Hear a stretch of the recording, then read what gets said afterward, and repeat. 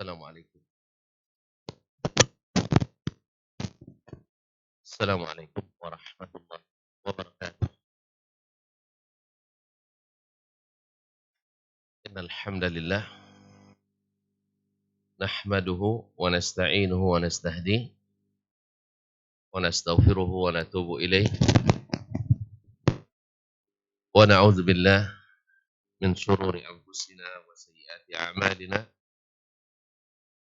May yahdihillahu fala mudilla lahu wa may yudlil fala hadiya lahu.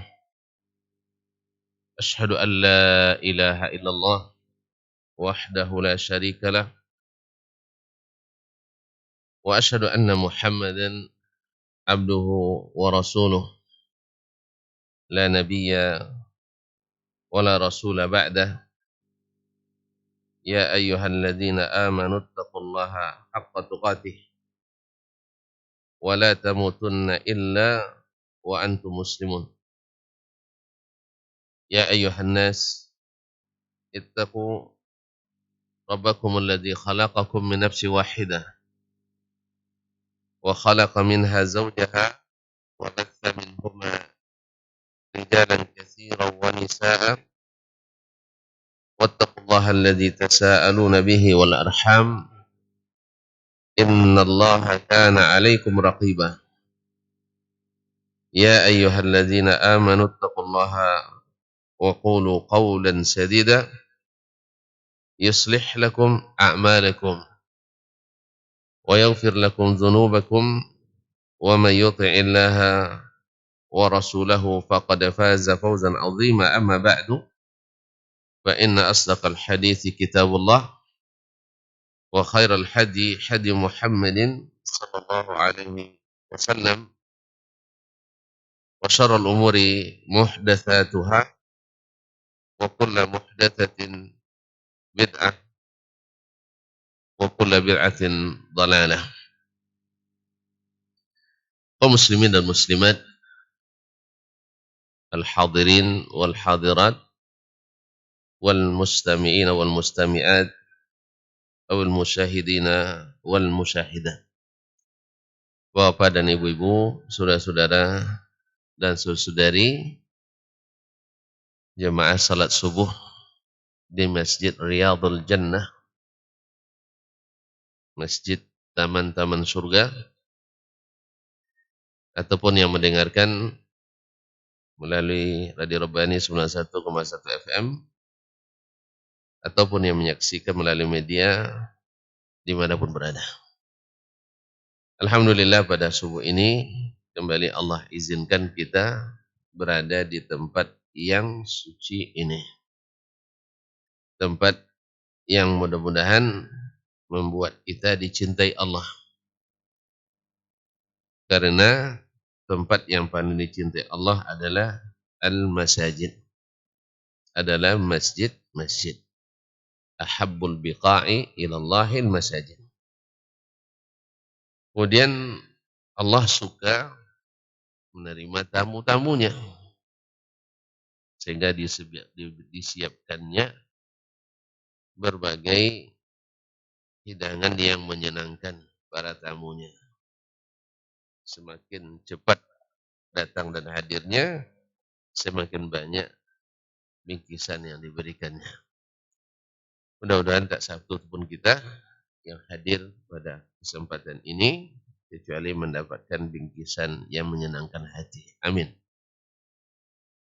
Yaitu diantaranya adalah semoga dosa-dosa kita diampuni, khususnya setelah bermajlis ini. Amin.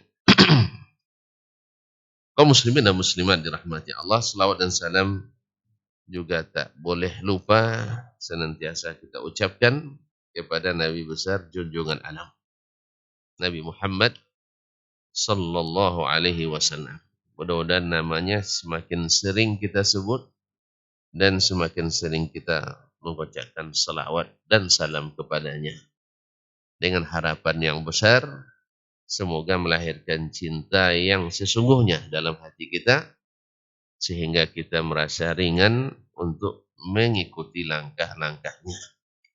Sehingga lebih besar harapan kita untuk mendapatkan syafaat daripadanya, karena syarat syafaat itu adalah ridha Allah kepada yang diberi syafaat dan izin Allah kepada pemberi syafaat. Ma'asyiral kiram dirahmati Allah, mohon maaf juga pada bulan ini kajian kita dimajukan ke pekan ini karena ada beberapa hal, tentu ada alasannya. Mau tahu juga? Nah, karena ada safar insyaallah ta'ala di pekan depan. Awalnya rencana ke Rengat dan sekitarnya, Indragiri Hulu. Tetapi habis itu teringat pula, rupanya ada keponakan yang menikah. Habis itu datang pula perintah untuk sebuah tugas dakwah ke Mentawai. Ada yang mau ikut?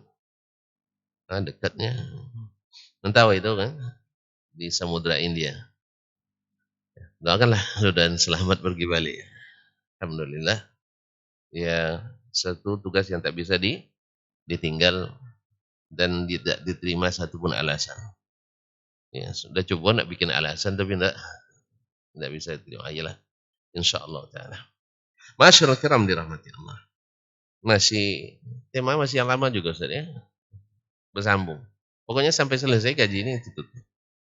Mencintai Rasulullah dan sunnahnya sallallahu alaihi wasallam.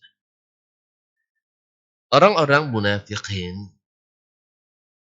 munafik mengira orang-orang yang mengembangkan agama ini sejak zaman Nabi lagi dikira oleh mereka adalah karena tujuan duniawi. Kalau bahasa kita sekarangnya karena ada suntikan dana. Iya kan? Karena ada suntikan dana. Isu ini bukan isu semasa. Itu isu dari masa ke masa. Bahwasanya orang-orang yang menghidupkan dakwah Rasulullah sallallahu alaihi wasallam dari masa ke masa adalah karena menginginkan tujuan duniawi. Apalagi mungkin ada beberapa tindakan oleh dai termasuk Nabi sallallahu alaihi wasallam yang bisa ditafsirkan seperti itu. Misalnya di awal dakwah dulu, siapa yang ingin bertemu Nabi mesti bersedekah dulu. Untuk siapa? Untuk Nabi?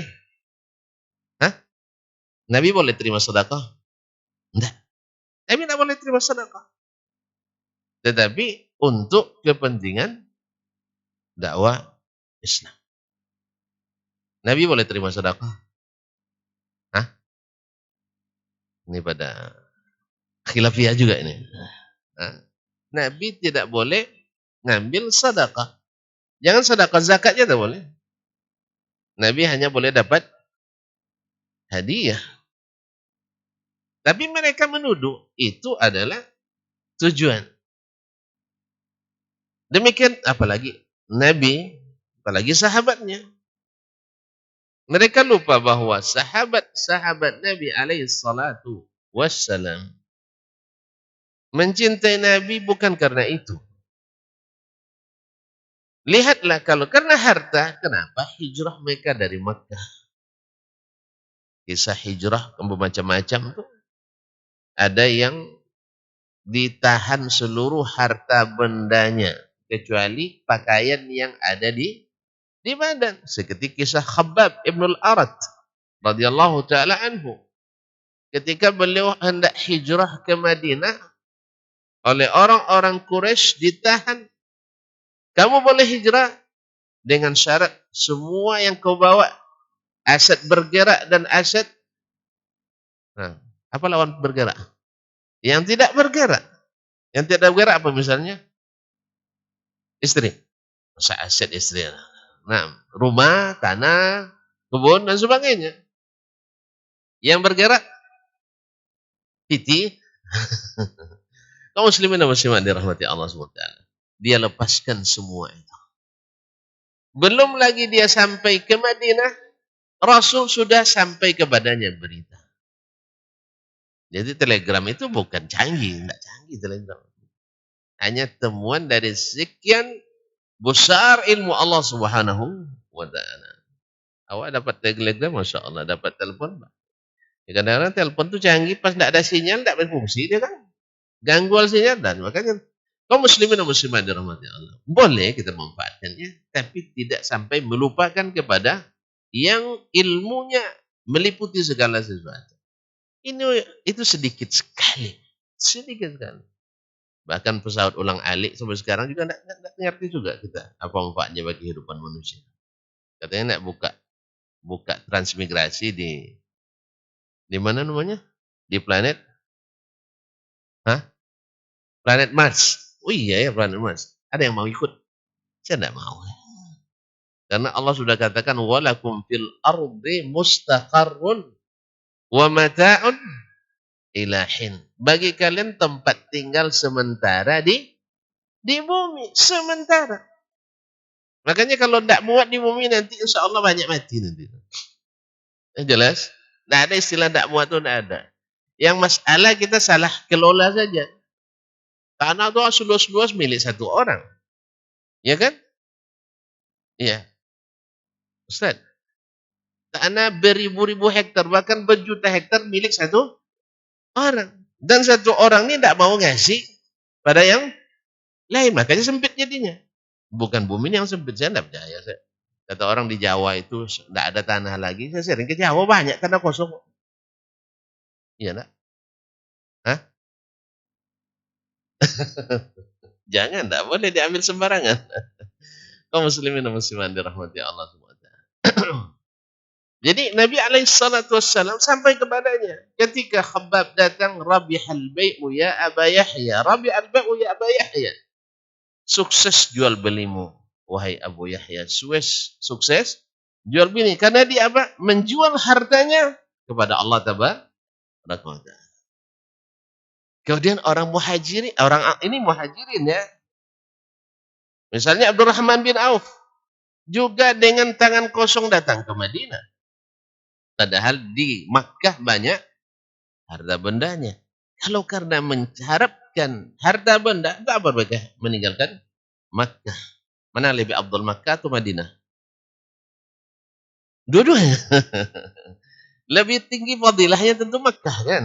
Nah, sehingga Nabi SAW ketika meninggalkan Makkah itu bercucuran air matanya. Karena dia masih manusia, punya perasaan. Ya, kalau bukan karena kaummu, wahai Makkah, yang memaksaku keluar, dan itu juga izin Allah SWT, aku tak akan keluar.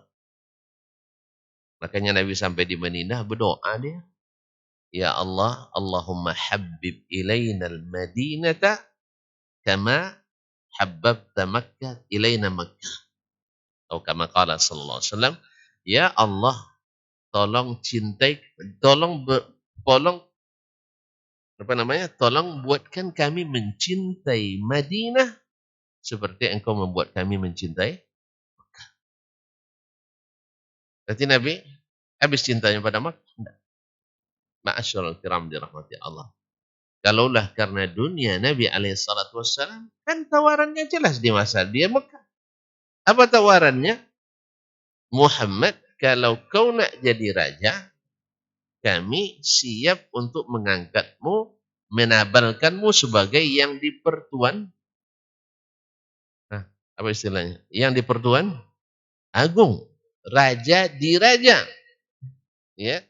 Pokoknya kepala-kepala suku semuanya tunduk kepadamu. Tinggal kamu tunjuk, kami laksanakan. Cuma jangan suruh tauhid pada Allah, jangan. Ya, yang selain itu aja. Jadi kiranya untuk kepentingan duniawi semuanya. Ya, kan masalahnya jangan suruh kami bertauhid. Jangan suruh kami bertauhid. Makanya jangan dibahas masalah akidah, itu kacau umat. Jangan suruh kami memurnikan tauhid, nanti masalah berbenturan dengan berbagai aliran. Itu yang tidak diinginkan oleh orang Quraisy waktu itu. Kalau kau nak jadi raja, kami angkat. Tapi jangan bahas-bahas masalah. Jangan bahas-bahas masalah akidah.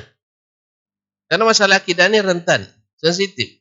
Masa orang sudah berkeyakinan, sudah ratusan tahun sejak dulu berkeyakinan seperti ini, tiba-tiba kamu, kamu salah-salahkan.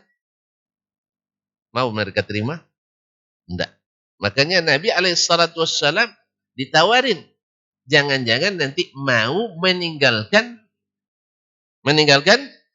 dakwah tauhid ini dengan tawaran yang sangat menggiurkan. Yaitu jadi yang dipertuan aku.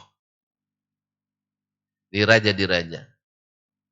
Cukup itu tawaran? Tidak. Kamu nak jadi orang paling kaya di Arab, kami kumpulkan harta kekayaan kami berikan kepadamu. Tapi tolong jangan bahas masalah akidah. Pembahasan di Makkah kan akidah kan? Dakwah Nabi di Makkah apa? Akidah kan? Iya. Nah, jangan bahas masalah akidah.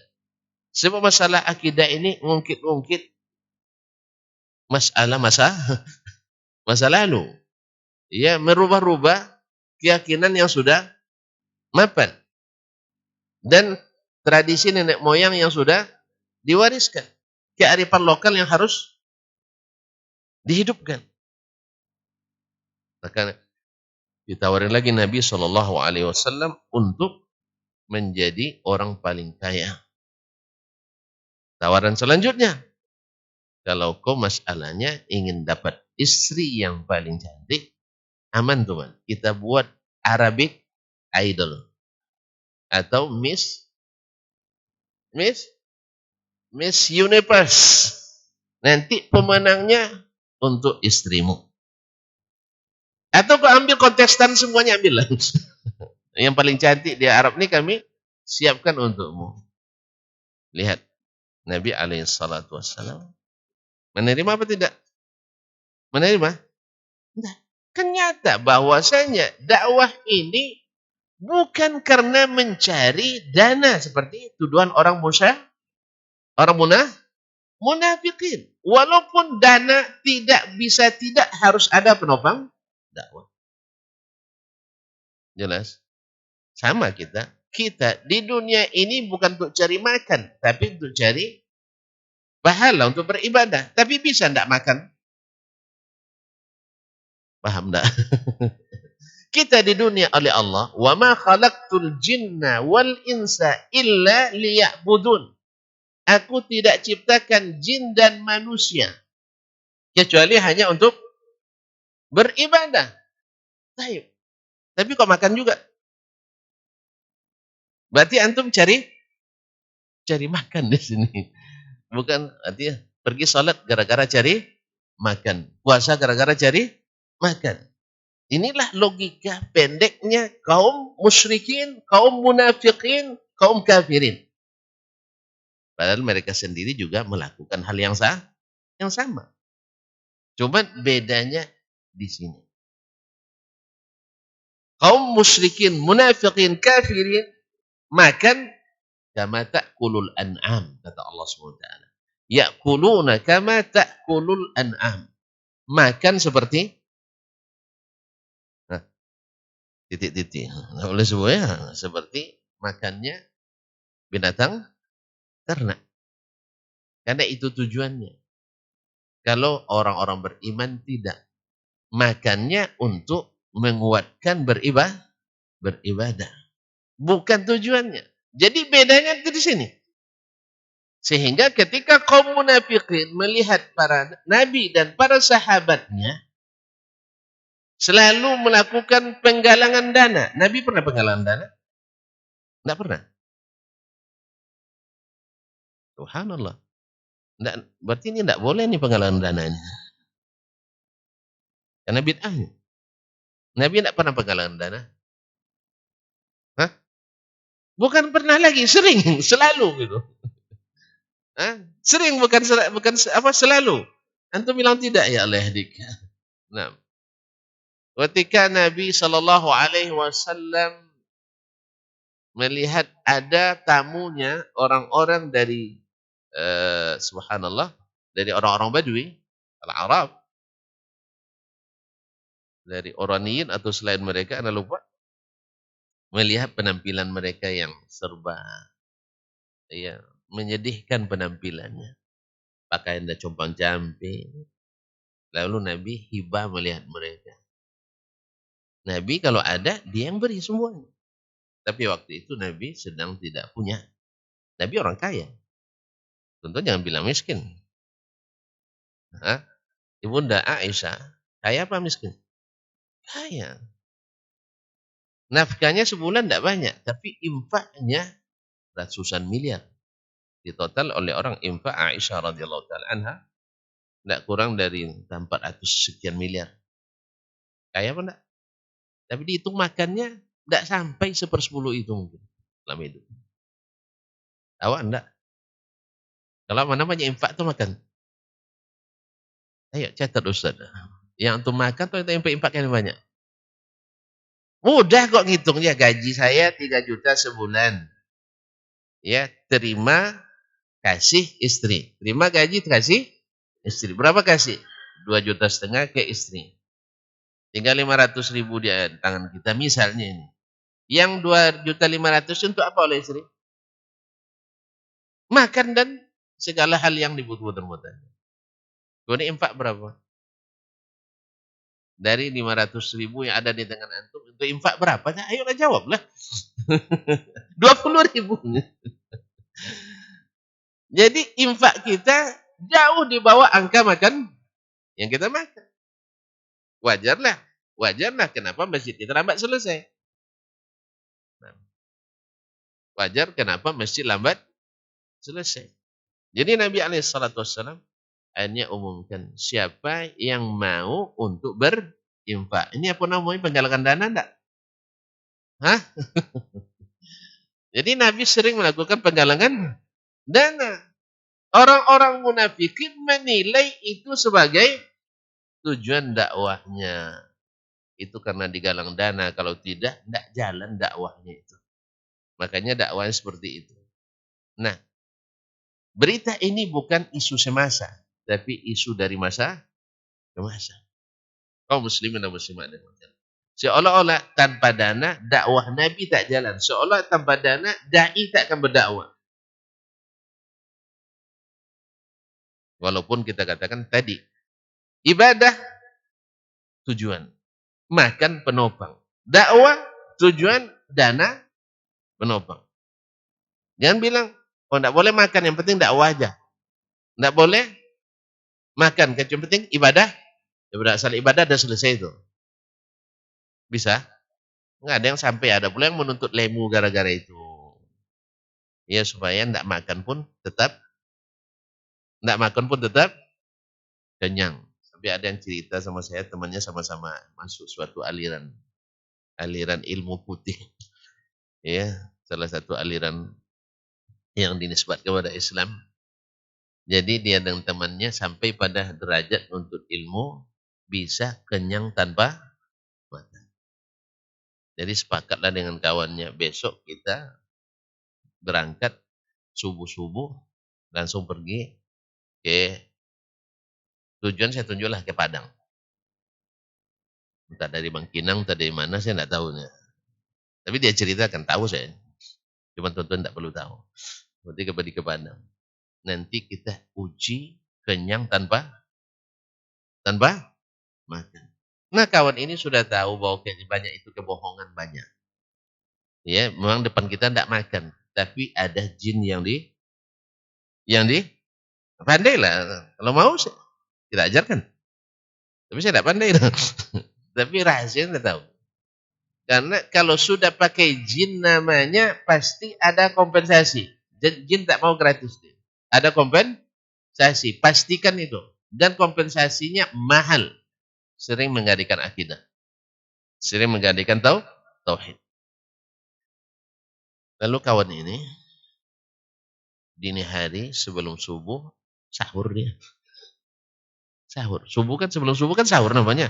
Makan di waktu sahur. Makan dia. Yang kawan yang menceritakan ini, saya nak uji. Sebab kami tak bisa kecuali dengan mengorbankan akidah. Nah, yang sana kan tak tahu temannya itu. Dia katakan, pokoknya saya tanpa makan sehari siang. Kawan ini makan dia subuh. Sebelum subuh. Jalanlah, lepas subuh-subuh. Pas jam 7, kawan tadi minta sarapan. Kok sarapan? Tapi kan bisa tanpa makan. Kalau saya kan mangkus ilmu saya, tidak perlu sarapan. Padahal dia tidak sarapan karena sudah sahur. Dia sudah sahur tidak sarapan. Jalan terus. Kawan nih berhenti jam 9 minta berhenti lagi. Tidak usah. Masa gitu aja nyerah kamu? Akhirnya jam 11 tidak tahan lagi dia. Berarti ilmu kamu belum mangkus. Tapi karena ya saya masih sampai sekarang sampai jam 3 masih oke. Bahkan sampai maghrib saya bisa tidak makan. Cuman karena mempertimbangkan kamu, ayo kita makan. Jadi itulah dustanya Kak. Sama, itu angkatan saya. Sama-sama kami menuntut ilmu itu.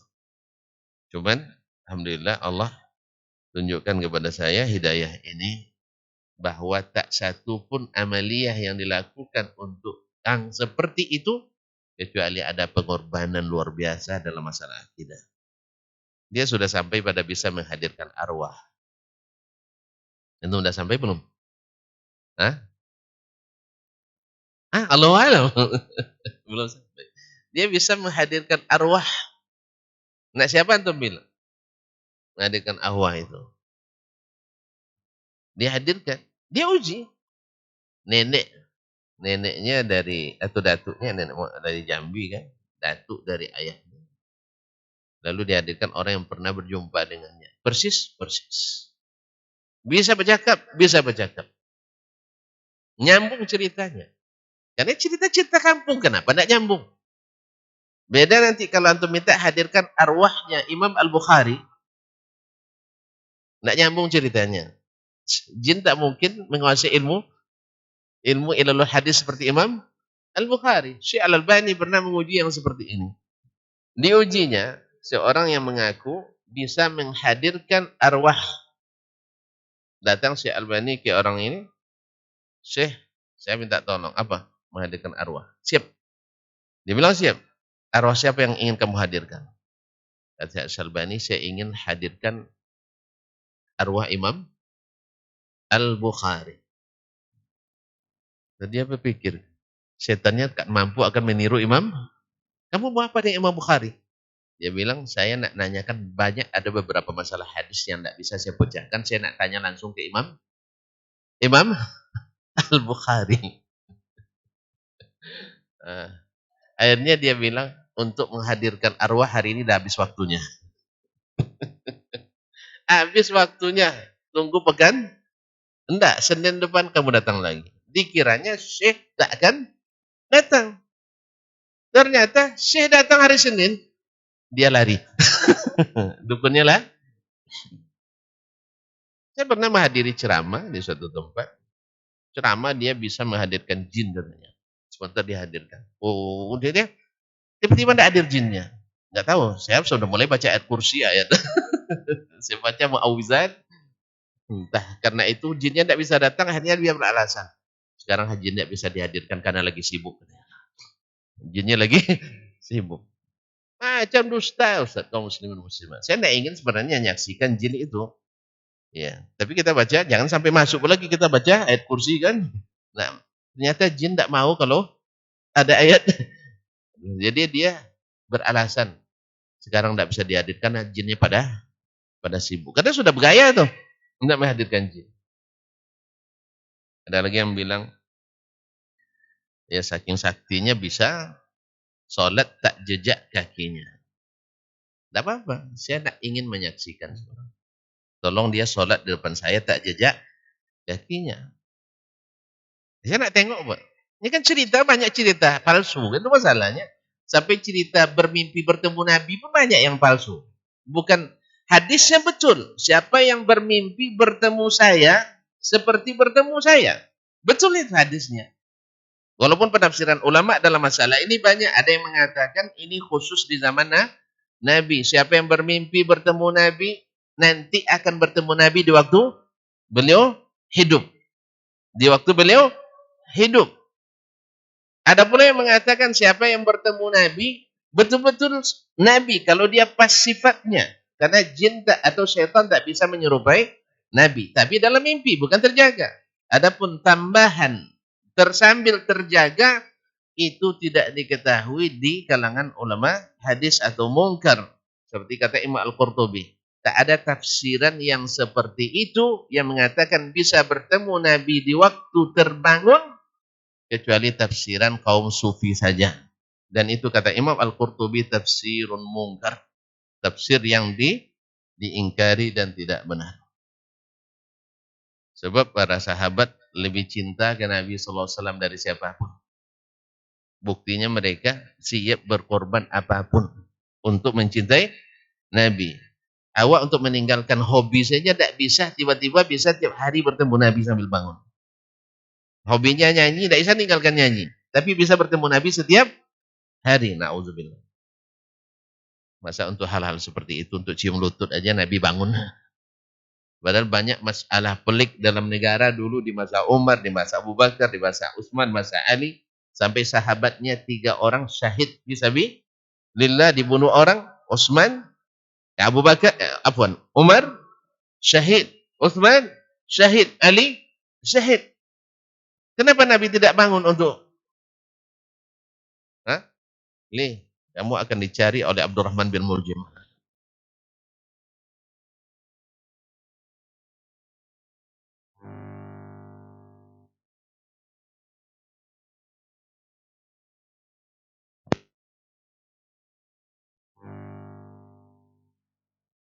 Nah, Ali bin Abi Thalib di masa hidup Nabi disaksikan langsung oleh Allah dan Rasulnya.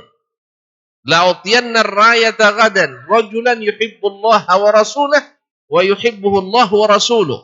Besok akan aku berikan bendera ini pada seorang laki-laki yang mencintai Allah dan Rasulnya, dicintai oleh Allah dan Rasulnya. Pada ingin mendapatkan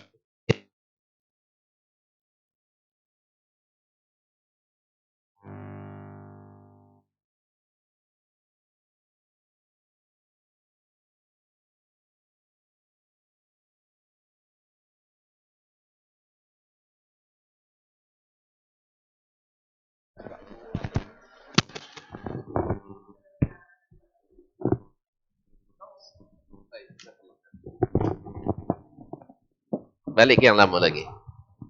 Nah, ini kan cinta pertama.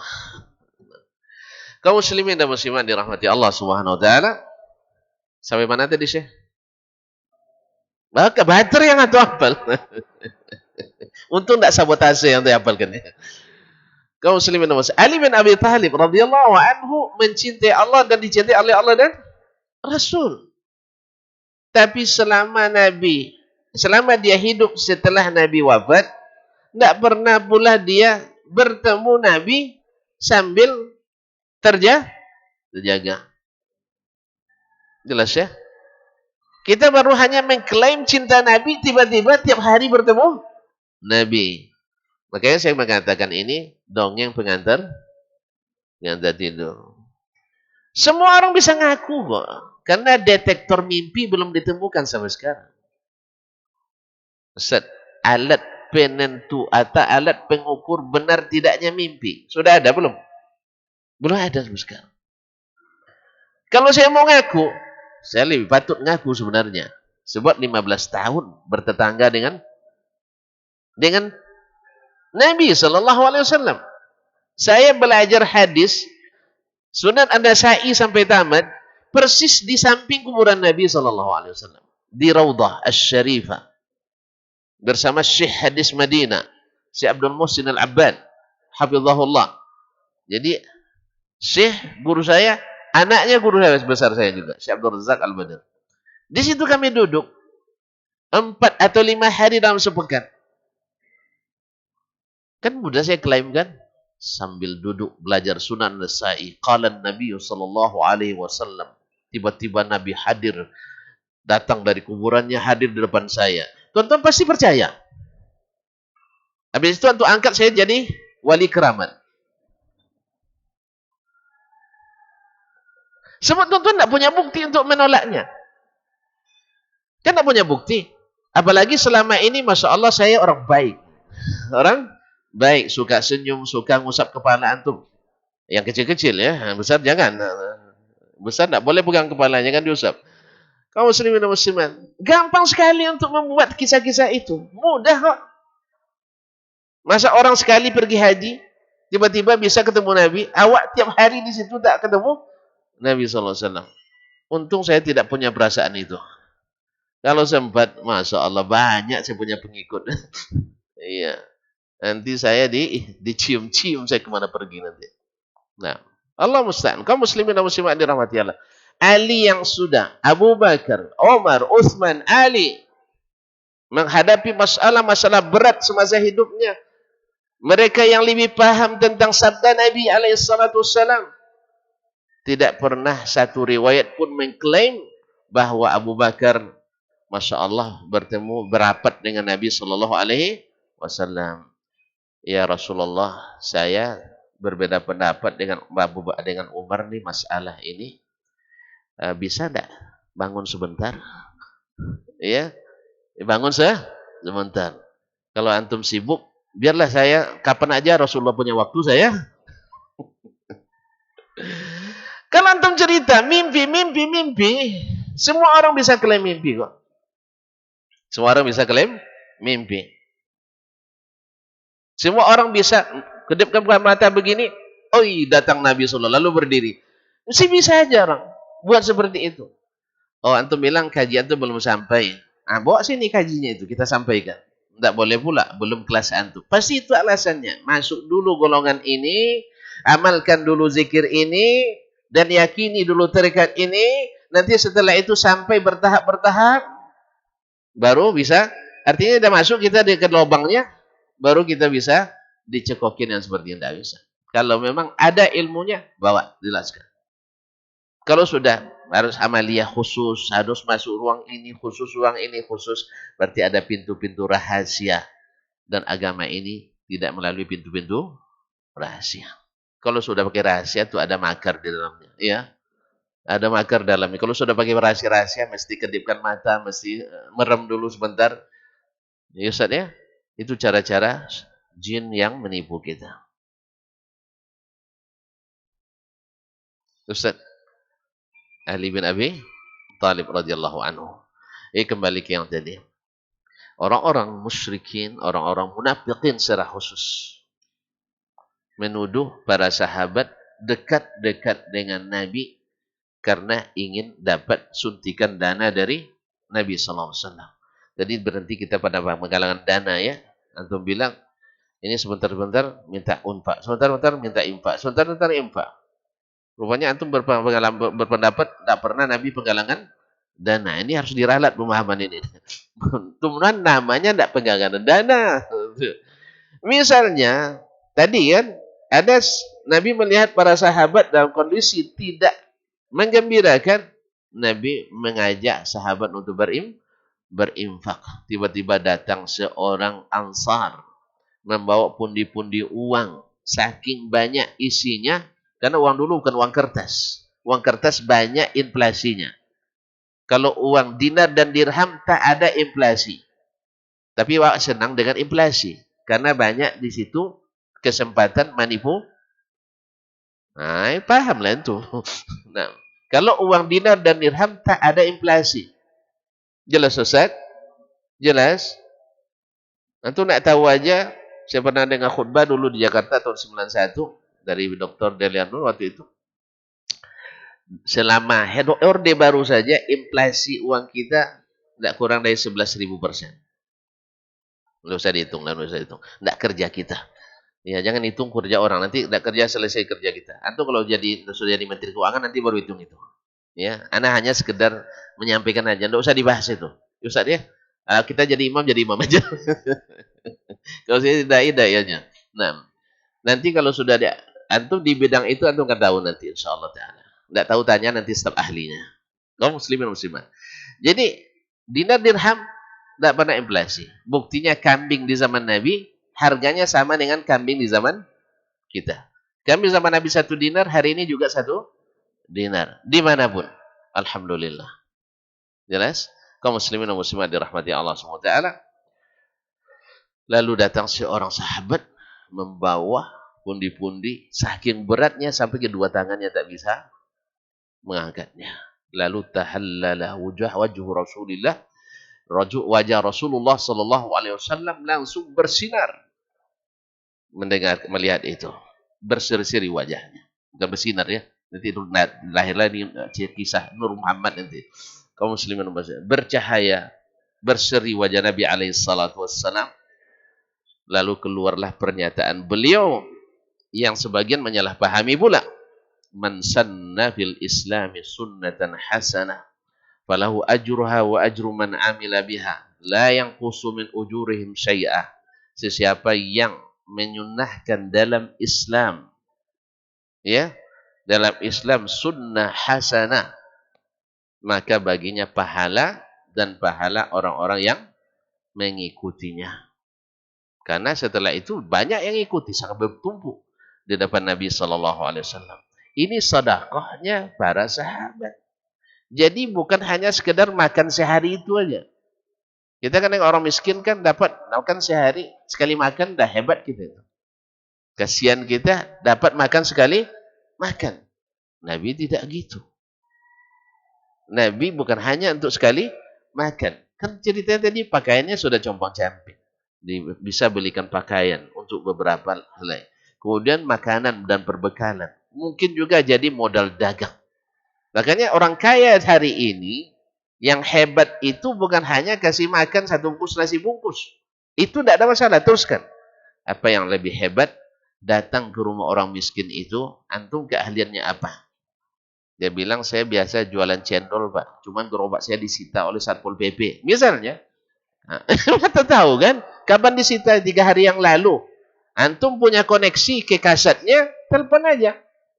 Nih Pak Kaset, mohon maaf ini tetangga saya ditangkap ininya, boleh nggak minta tolong? Masa nolong begitu nggak bisa?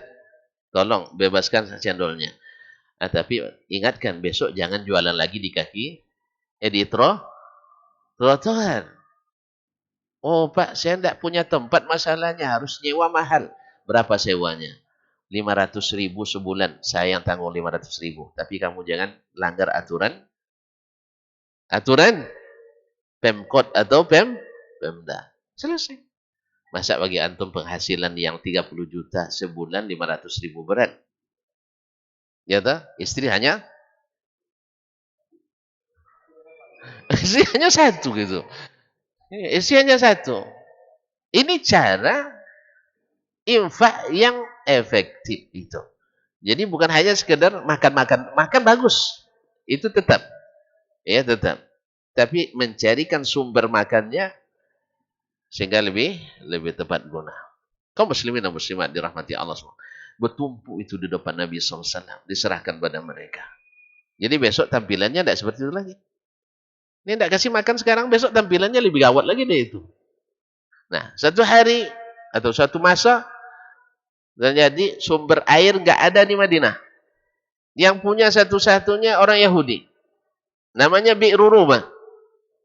Yahudi ini luar biasa pula kejamnya. Ya, dalam kesempitan cari kesempatan.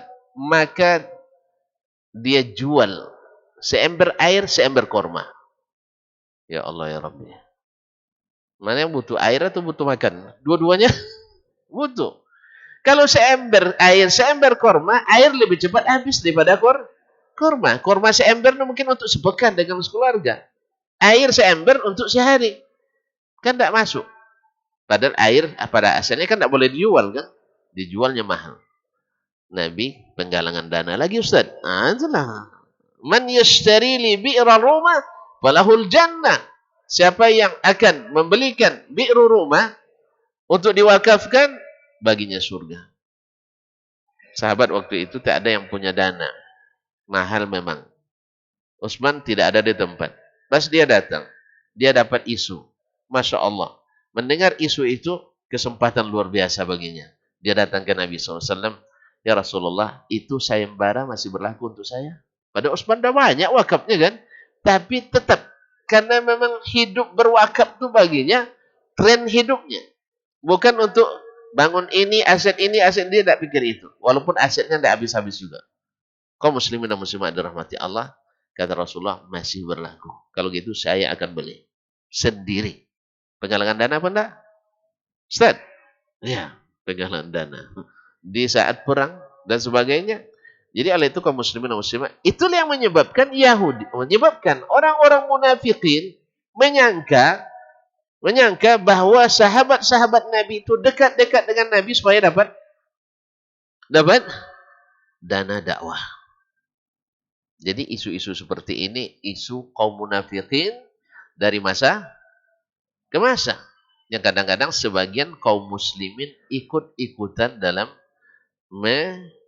menaikkan isu-isu yang seperti ini. Memangnya ada pekerjaan yang bisa dilakukan tanpa dana? Hah? Ada. Kalau ada, nggak usah pakai dana. Masjid ini bangun selesai. Nggak usah penggalangan dana. Pergi jihad selesai. Tanpa penggalangan dana. Bagian makan anak yatim pakai selesai. Nah, kalau gini mantap nih. Hanya pakai tiupan aja kan. Kan? Gerak tangan gini. Nah, selesai. Nggak ada. Dimanapun. Bahkan kaum munafikin sekalipun. Mereka menyebarkan nifaknya dengan apa? Ustaz. Orang-orang munafik menyebarkan misinya pakai apa? Pakai dana. Dapat suntikan juga? Dapat juga. Ramatni bida'ah hewan salat. Antum melempar kotoran lalu pergi. Itu bahasa pepatah Arab itu. Melempar kotoran lalu pergi. Padahal kotoran dari mana datangnya? Dari dia. Tapi orang yang tertuduh. Kalau kita lempar tangan, bukan lempar batu saya. Bukan lempar tangan sembunyi batu. Lempar batu sembunyi tangan. Nuduh padahal juga ikut. Nuduh padahal juga ikut. Ma'asyarul kiram dirahmati Allah SWT. Kita ngajar, ada gaji enggak? Ada. Padahal ngajar itu dakwah apa enggak? Enggak juga. Berarti atau ngambil juga. Betul kan? Mohon maaf, ini cerita kasar malu juga saya bilang. Antum pergi ceramah, 5 amplop enggak? Terima juga. Dana juga enggak? Dana juga. Lalu di mana salahnya? Nabi SAW juga ngambil dana masyarakat dan dialokasikan pada kebutuhan dakwah. Betul saya? Sama Nabi SAW di zaman Nabi-Nabi sebelumnya dulu perang, rampasan perang tidak dihalalkan Allah. Apa yang dilakukan oleh para Nabi dulu? Ini syariat zaman dulu. Terjadi perang antara orang Muslim dengan non-Muslim. Jihad. Nah, rampasan perang itu dikumpulkan. Lalu setelah dikumpulkan, Allah kirim api dari langit. Atau kalau yang tidak mengaku Allah dari langit, berarti dari mana-mana. Allah kirim api dari mana-mana. Tapi kata Nabi, minas sama.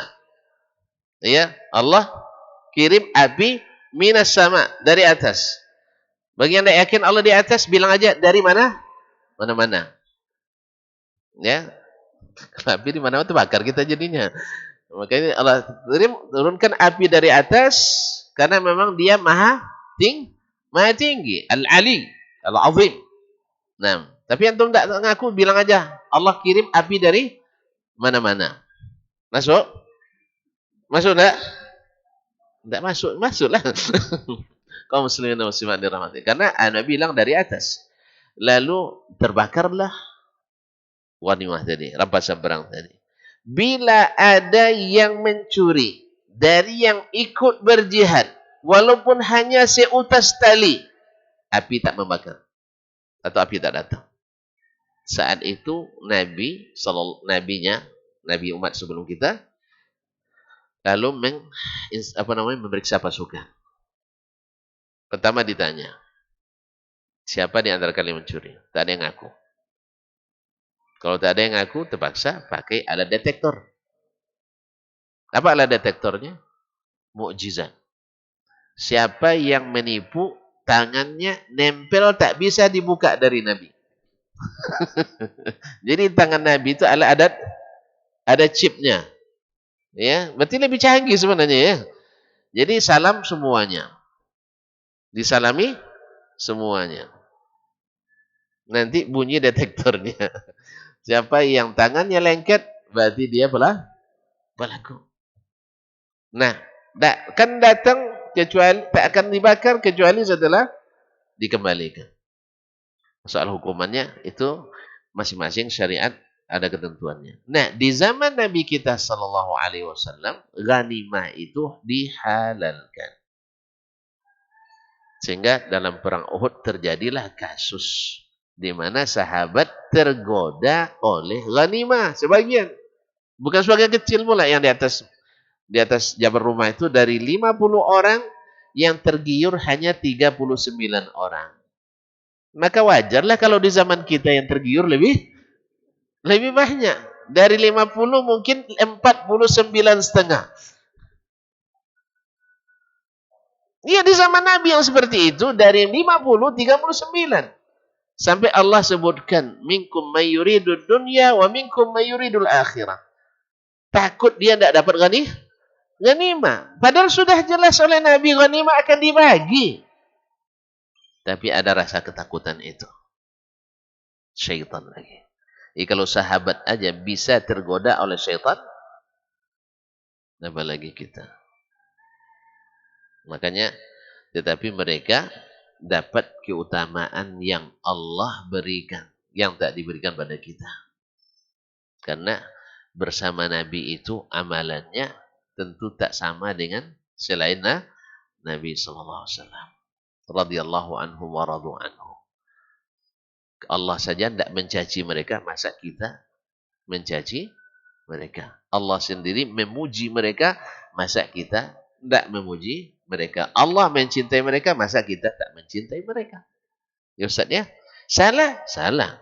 Boleh dihina? Tidak. Dosa, dosa. Boleh dijatuhkan? Tidak. Keliru? Keliru. Tapi boleh enggak dihujat? Tidak. Sama. Ma'asyarul kiram dirahmati Allah. Andainya ini oleh orang-orang munafikin, dia jadi senjata untuk mendiskreditkan Nabi dan para sahabat. Dulu tidak halal, tiba-tiba kalian halalkan katanya. Mau enak sendiri. Hanya dituduh perang itu untuk cari penghasilan. Ini tafsir. Makanya kaum muslimin dan muslimat, tafsiran munafikin, tafsiran kaum musyrikin, tafsiran kaum kafirin terhadap Islam pasti mendiskreditkan.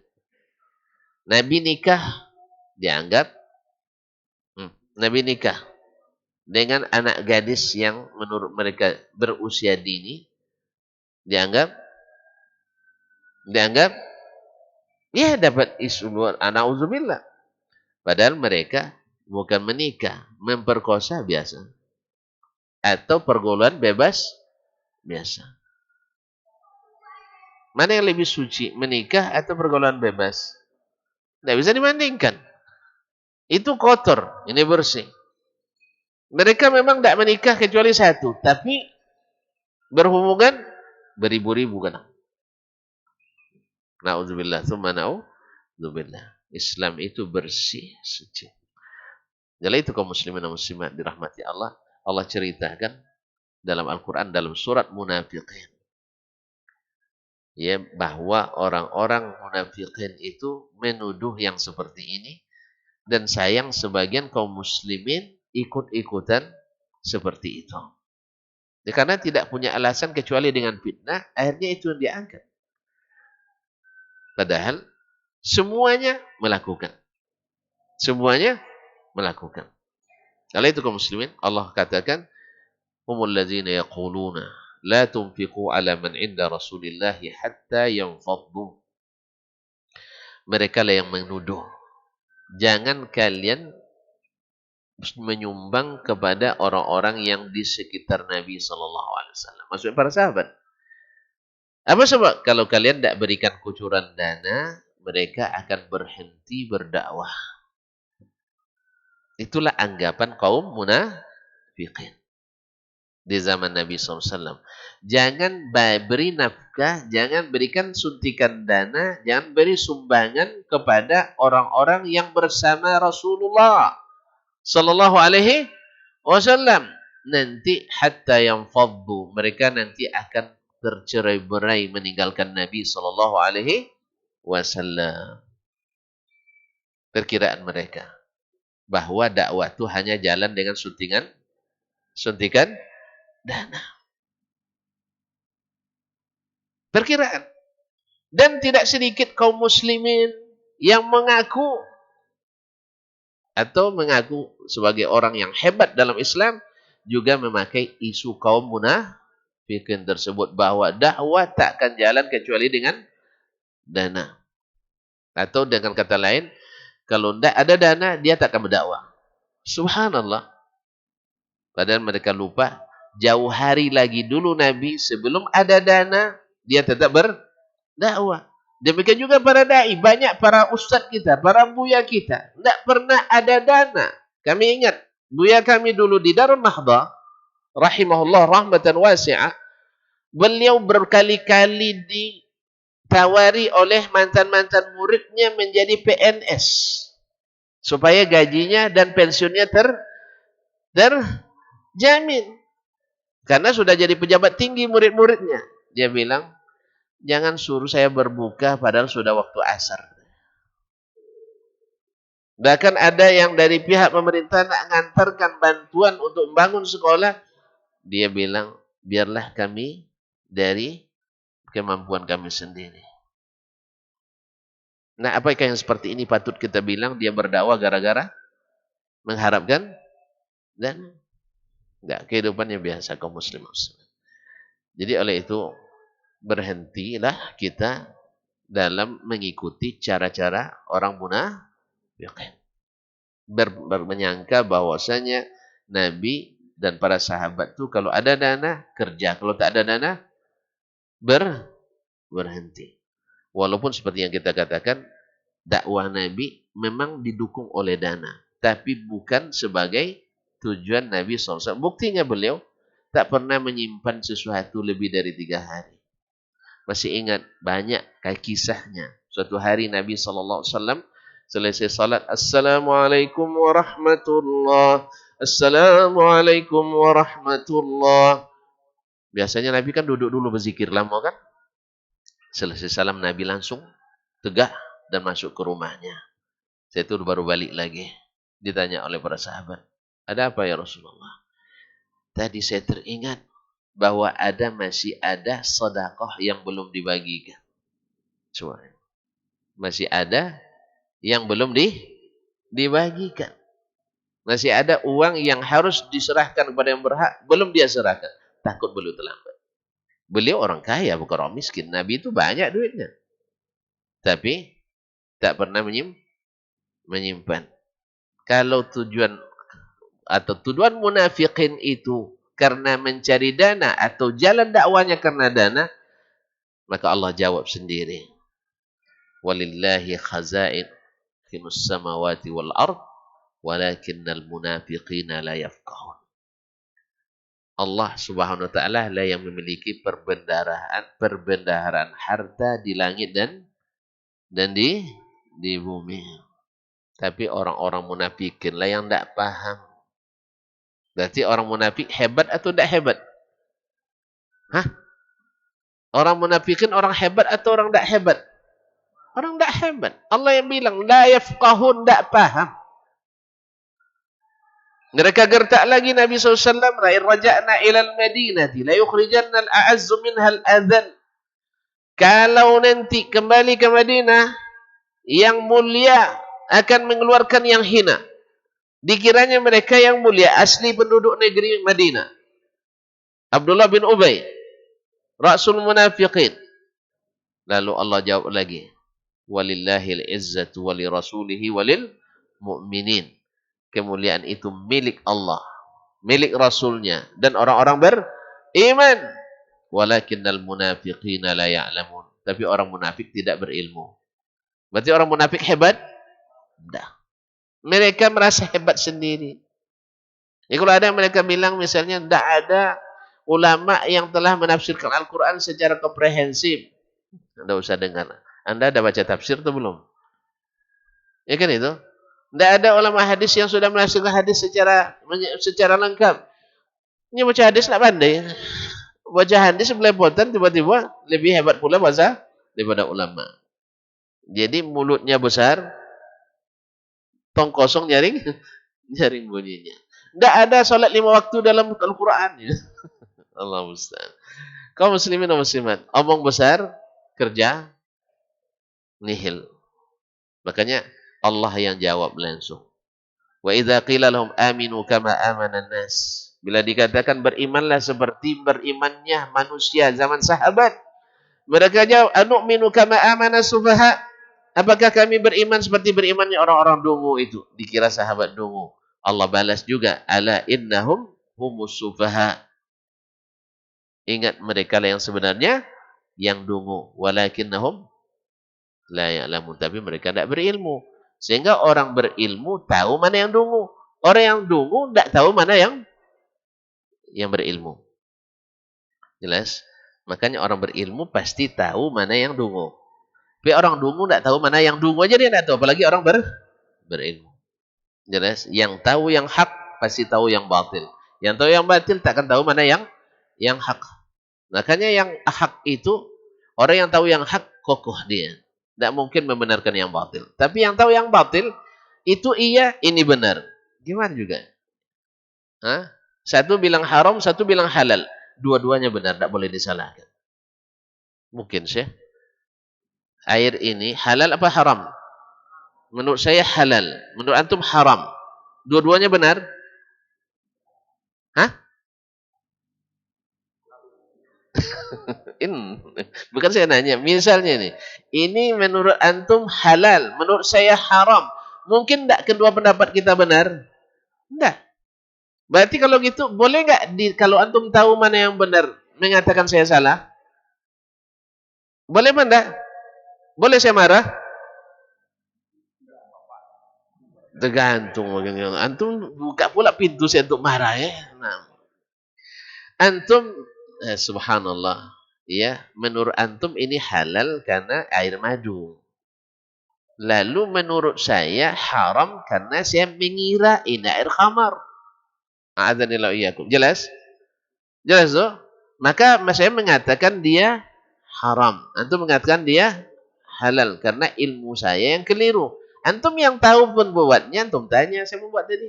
Ustaz ya? Saya yang buat, antum kenal dia, tanya ke dia. Saya belum kenal dengan dia, tidak nanya.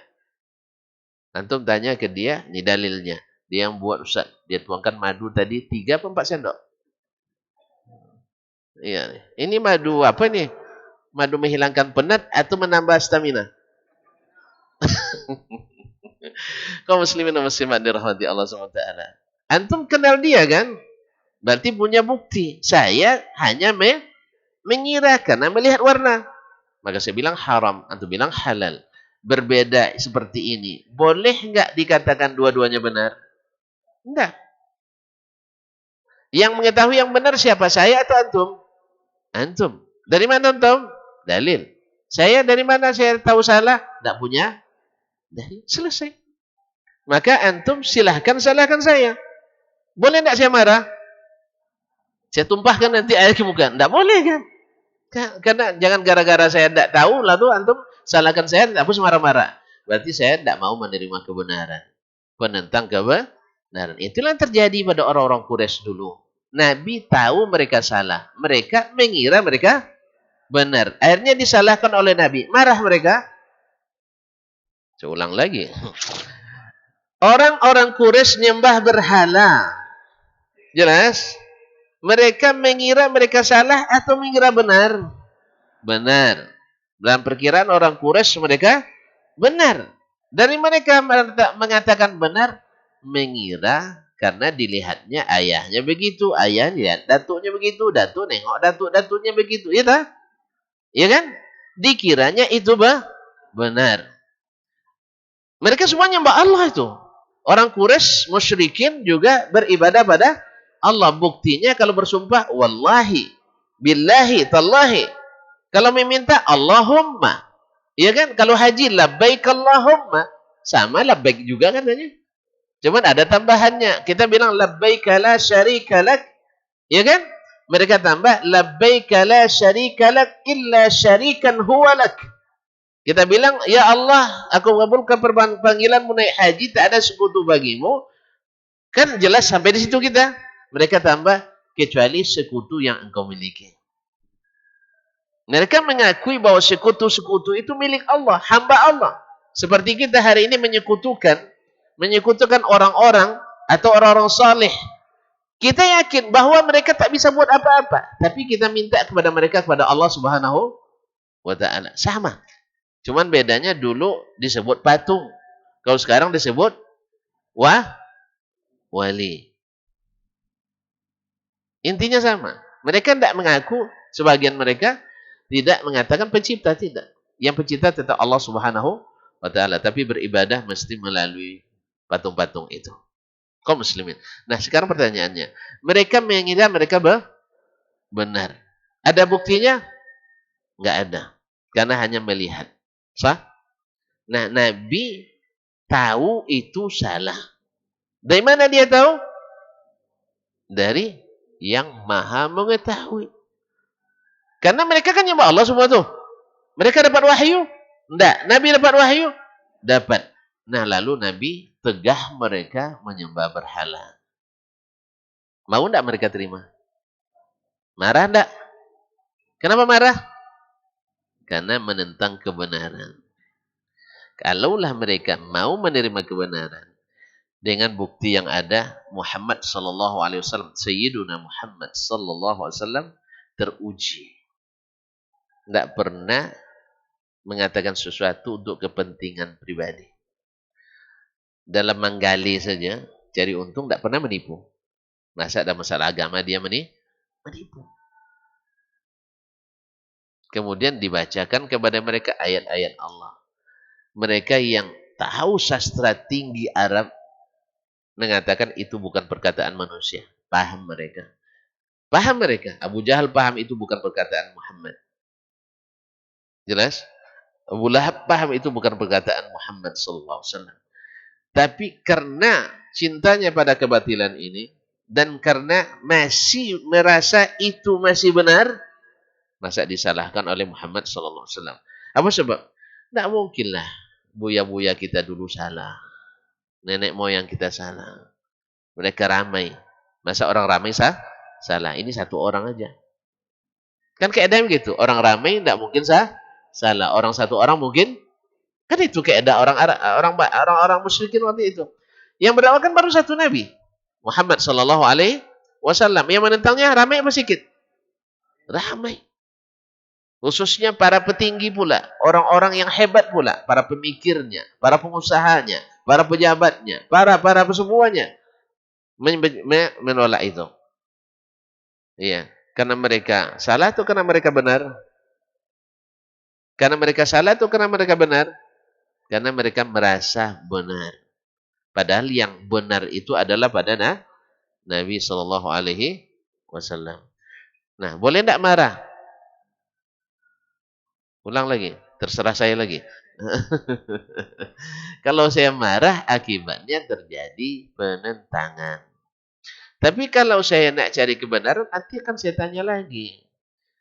Antum tahu dengan beliau sejak kapan? Oh, baru sejak pengajian ini aja Ustaz. Dah pernah enggak ke rumahnya? Belum. Dah ada uji enggak? Ngasih duit sama dia? Belum. Misalnya ini. Ya. Dan seterusnya. Tentu jawaban ini akan saya cari lagi bukti lain untuk menguatkan. Oh, ternyata ada Ustaz Adnan kenal lebih duluan, tahu kejujuran sebagainya. Tambah lagi Pak Imam terus juga merekomendasi. Untuk boleh saya ragu lagi? Boleh saya ragu lagi? Boleh saya marah lagi? Enggak. Karena saya nak mencari kebenaran. Saya telusuri. Kalau perlu saya datang langsung ke rumahnya. Mana botol madunya? Mana botol madunya? Gitu. Ditengok kan, ini Ustaz kan garis tadi begini nih, ini sudah ambil 4 sendok nih, berkurang segini. Nah, sedetil itu Nabi memberi bukti, sedetil antum memberi bukti, masa saya marah juga? Antum tidak enak di depan orang di Nah, jadi orang yang tahu kebenaran, dia akan tahu mana yang salah. Tapi orang yang tahu yang salah, dia tahu mana yang benar, mana yang salah. Sehingga yang salah pun dianggapnya benar. Makanya pada umumnya orang yang tahu yang tidak benar, dia tak berani menyalahkan yang salah. Tidak berani menyalahkan yang salah. Dan sebaliknya dia menuduh orang yang mengatakan yang salah itu salah, yang benar itu benar, mau benar sendiri. Kita tidak mengatakan benar sendiri, kita benar bersama-sama lah. Benar bersama-sama. Kalau perlu, kalau khilafnya tanawu, ya kita saling memahami. Tapi kalau sudah halal satu, haram satu, tidak mungkin dua-duanya benar. Tapi kalau yang satu bilang haram, wajib, satu bilang sunat, ini kan masih bab ini. Satu bilang wajib, satu bilang sunat. Ini jangan bantah juga lagi, teruskan aja. Amalkan. Karena tidak ada yang nyuruh meninggalkan. Yang satu bilang haram, satu bilang makruh, jangan bantah juga. Tinggalkan. Karena memang yang namanya larangan ditinggalkan. Ini enggak, satu bilang haram, satu bilang halal. Satu bilang sunnah, satu bilang bid'ah. Betul kan enggak? Kecuali bid'ah hasanah misalnya. Bagi yang mengatakan bid'ah hasanah, apa boleh buat. Ya. Tapi kalau sebagian mengatakan bid'ah itu semuanya walaupun hasanah tetap.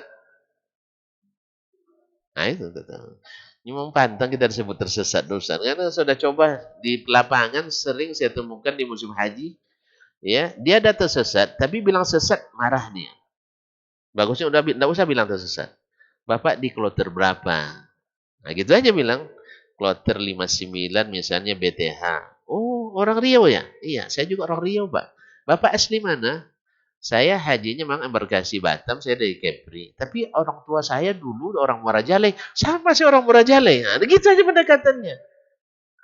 Ya. Nah, kalau gitu, yalah kalau Bapak mau pulang ke mana? Ke maktab nomor sekian. Nah, gitu saya sama juga, maktab saya berdampingan. Cuman jalan ini agak jauh nih, Pak. Padahal bukan jauh lagi. Nggak akan sampai jalan itu. Jalan ini jauh, Pak. Nanti Bapak muter lagi ke balik gunung itu. Nanti sampai ke Mekah, baru balik lagi sini. Nah, kalau gitu, kita ambil jalan ini, Pak. Ya. Gitu mau dia.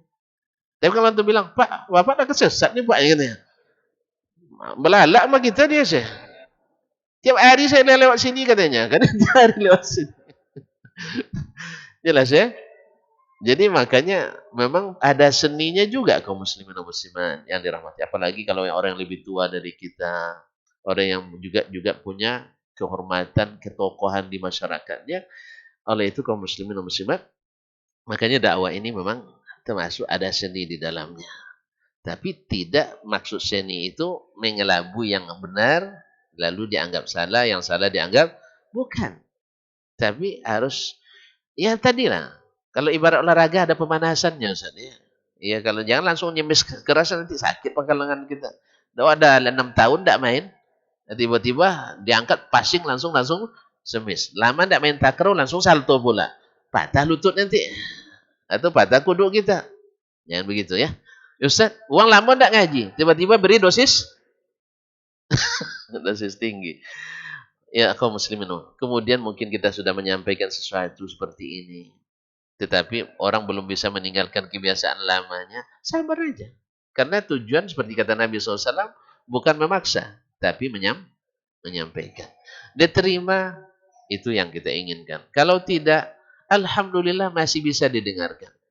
Kalau tidak juga, alhamdulillah bumi Allah luas. Makanya da'i harus lebih hebat sabarnya daripada mad'u.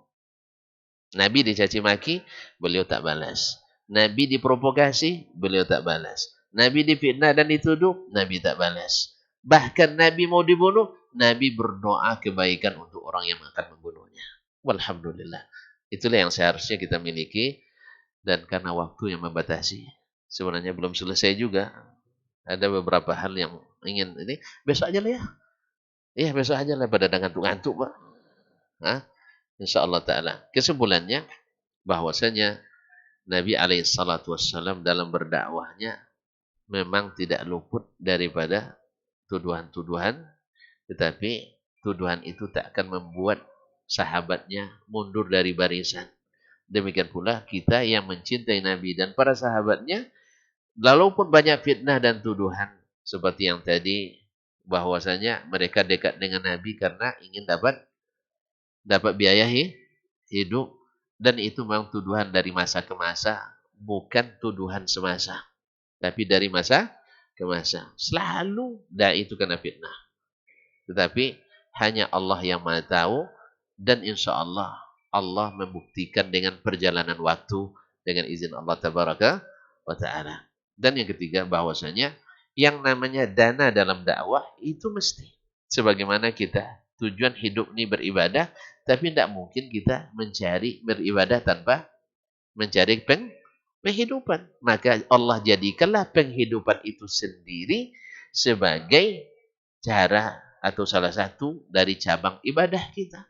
Cabang ibadah kita. Sebagaimana Allah jadikan juga gaji kita mengajarkan kebaikan sesuatu yang terbaik. Khairu ma tu'jaruna alaihi al-Quran, kata Nabi SAW. Upah yang paling bagus kalian terima adalah yang datang karena mengajarkan Al-Quranul Karim. Makanya kalau bisa pengurus yang guru TPA di sini gaji seperti Umar menggaji mereka. Ingat, tidak gaji guru TPA di masa Umar? Nah, pada lupa semua. Itu sengaja nggak tahu gitu. Takut dengar angkanya. Hanya 1 dinar, Ustaz. 10 dinar. Kan dikit. Kalau kita Masya Allah juta kan. Ini 10 cuma. 10 dinar. Ya, kalau sempat nanti di sini gaji 10 dinar, kasih tahu saya. Saya nak resign dari UIN nanti. Ya, 10 dinar, Bu. Hanya 2,5 juta kali 10. 25 juta. Tidak ada yang protes. Tidak ada yang protes. Insya Allah jemaah sini, guru sini kalau dikasih gitu tidak akan protes juga. Insya Allah saya jamin tak akan ada demo lagi. Hanya jangan bilang 25 juta, mahal itu. Banyak yang protes nanti. Bilang berapa gaji antum? 10 dinar. Anda bisa dulu dicoba-coba dulu 2 dinar aja dulu.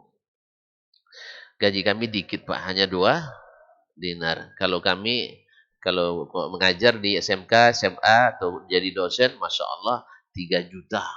Nah, misalnya 3 juta ke atas. Jadi orang tidak kenapa-apa. Ya, tapi sejahtera nampak situ. Memang di sana murah belanja. Kan hitungnya dinar. Hitungnya dinar. Nanti tahun depan naik lagi 1/4 dinar, 1/4 dinar, sampai nanti mencapai 10 dinar. Nah, kalau 2 dinar pun kasih tahu juga saya, tolong ya. 2 dinar pun tolong kasih tahu juga. Halal, halal. Karena Nabi bilang, sebaik-baik upah yang kalian terima adalah dengan Al-Quranul Karim. Ada seorang sahabat, kalau tidak salah Abu Musa al-Ashri, ada dalam Sahih Bukhari. Mereka dalam suatu perjalanan melewati satu kabilah, satu suku. Kepala sukunya kena sengat, kalajengking. Antum tahu tidak kalajengking padang pasir? Sama dengan singa padang pasir. Kita paling banyak singa podium. Singa podium kalau ketemu singa padang pasir, takut enggak? Takut enggak? Enggak, coba antum. Ya, singa podium dengan singa padang pasir. Bisa masuk sekandang enggak? Makanya dulu ketika anak pertama pulang, diminta berikan kajian depan para dai, salah satu organisasi dakwah di Pekanbaru ini. Saya bilang, wah saya agak gugup juga ini. Padahal baru turun gunung kan. Berhadapan dengan para singa podium. Kan para ustadz, orator semua itu, para Masya Allah. Ya, akhirnya cuman saya jadi ingat. Tuan-tuan singa podium, saya singa padang pasir. Ini yang bikin semangat nih. Kan saya lama di padang pasir. Jadi kaum muslimin muslimat, Nabi alaihissalam waktu itu, sahabat itu lalu meruqyah mereka dengan surat Al-Fatihah. Ya, didoakan sembuh dengan Al-Fatihah. Alhamdulillah sembuh. Melihat dirinya sembuh, tentu kepala suku kan banyak apanya, kambingnya. Dikasih mereka, tak kalau salah 2 ekor kambing atau lebih, dikasih mereka untuk bekal perjalanannya. Sampai ke Madinah, lapor ke Nabi SAW. Ya Rasulullah, kami tadi meruqyah orang dengan Al-Quran. Boleh nggak lalu kami dikasih kambing. Boleh nggak kami memakannya? Kata Nabi SAW, boleh. Kalau boleh, ada bagian saya enggak? Ada bagian saya. Berarti Nabi sendiri membolehkan. Oleh sebab itu, maka aneh juga kalau ada sebagian saudara kita yang tidak membolehkan ruqyah syar'iyah. Dan tidak bolehkan mendapatkan upah daripadanya. Nabi sendiri bolehkan. Masa kita tidak bolehkan? Cuman memang ada hadis sahih 70.000 orang yang masuk surga tanpa hisab, tanpa azab. Ciri khas mereka diantaranya tidak minta diruqyah, bukan tidak meruqyah. Harus bedakan. Tidak minta diruqyah, bukan tidak meruqyah. Bedakan ya? Karena Nabi sendiri meruqyah dia. Bismillahi arqiq. Dengan nama Allah saya meruqyahmu. Itu sabit hadis dari Nabi alaihissalatu wassalam. Masa antum tidak bolehkan orang meruqyah? Atau mungkin ada sebagian salah terima juga mungkin. Sehingga mengatakan ruqyah tidak ada yang syariah katanya. Mungkin salah paham. Wallahu ta'ala alam. Barangkali sampai di sini. Jelas ya? Jadi jangan fitnah lagi nanti tak? Jangan fitnah lagi. Sama kalau antum difitnah nanti antum beribadah untuk cari makan, antum keliru besar. Orang tidak mungkin ibadah tanpa makan. Maka cari makan itu masuk bagian dari ibadah. Demikian juga dakwah tidak mungkin tanpa dana. Tapi yang penting niat antum jangan cari makan. Niat antum jangan cari dana. Tapi dana untuk berdakwah. Makan untuk beribadah. Sehingga Ibnu Jauzi mengatakan, siapa yang makannya sedikit, menghalanginya untuk fokus beribadah dan bekerja, maka baginya mesti makan banyak. Jelas? Kok pada nengok? Awak makan sedikit suruh banyaknya. Ya. Paham tak? Siapa yang bila mengurangi makannya, kurang ibadah dan kerjanya, maka dia mesti kembali ke porsi banyaknya. Sebab apa? Beliau bikin alasan. Bukan bikin sendiri. Dari Nabi SAW. Yang dilarang Nabi itu bukan makan banyak. Tapi yang dilarangnya makan berlebihan. Kulu washrabu. Makanlah, minumlah, walbasu, pakailah, wala tusrifu. Atau min ghairi makhilati sarafin wala makhilah. Tanpa berlebihan dan tidak pula berbangga-bangga. Jelas? Ya, jadi yang dilarang apa? Sombong dan berlebihan. Makan banyak dilarang? Enggak. Makanya nanti ini sengaja saya tunjukkan. Soalnya nanti kalau saya makan batambu, enggak malu lagi depan antum. Ini masa Ustaz banyak makannya katanya. Beda. Saya akan berangkat ke Mentawai. Antum kan cuma di Pekanbaru nih sekarang. Mohon maaf dan terima kasih. Sampai jumpa kembali dengan izin ilahi Rabbi. Yang benar semata-mata taufik dari Allah. Yang salah dan keliru pasti dari saya dan mungkin dari syaitan. Maka kepada Allah saya mohon ampunan. Kepada bapak dan ibu, saudara dan saudari, baik yang hadir atau melihat dan mendengarkan, saya mohon dimaafkan. Dan kalau bisa juga masukan. Bukan fitnah dan tuduhan. Itu aja. Kalau ada masukan, alhamdulillah, ahlan wa sahlan. Ya, kalau antum bisa buktikan dengan dalil, dengan kebenaran, tidak payah, insyaAllah bulan depan saya cabut lagi pernyataan saya pagi ini. Ya, saya cabut. Tapi dengan dalil dan hujjah. Bukan dengan tuduhan dan fitnah. Ya, jelas? Wallahu ta'ala alam. Wa sallallahu ala nabiyyina Muhammad wa sallam. Wa subhanakallahumma bihamdik. Asyhadu an la ilaha illa anta astaghfiruka wa atubu ilaik. Wassalamualaikum warahmatullahi wabarakatuh.